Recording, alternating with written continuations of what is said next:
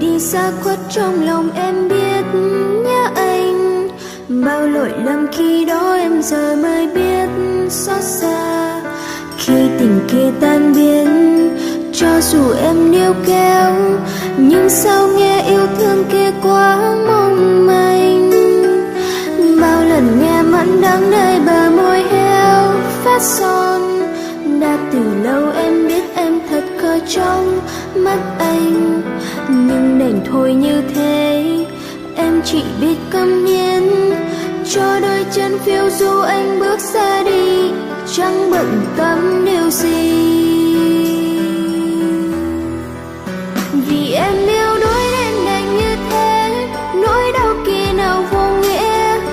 Anh không thật yêu em nhưng em có hay vẫn yêu dại khờ, vẫn mong anh sẽ về đây, thầm yêu thương cháy lên đêm này.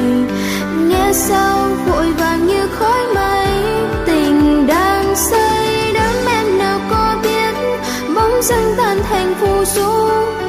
Đêm cuộc tình chia đôi nghe như giá băng trong cơn lạnh lùng, tình em luôn trao về anh, cớ sao anh rẽ ngang đôi đường, nghe mộng lòng vỡ tan.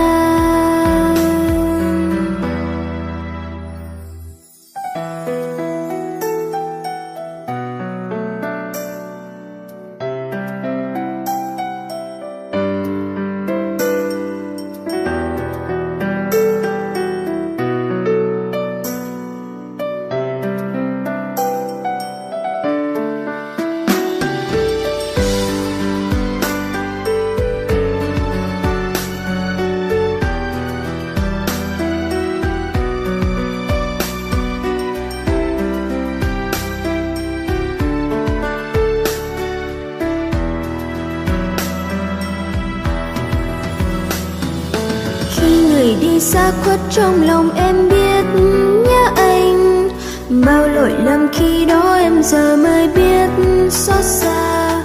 Khi tình kia tan biến, cho dù em níu kéo, nhưng sao yêu thương quá mong manh. Bao lần nghe mặn đắng nơi bờ môi heo phát son, đã từ lâu em biết em thật khờ trong mắt anh.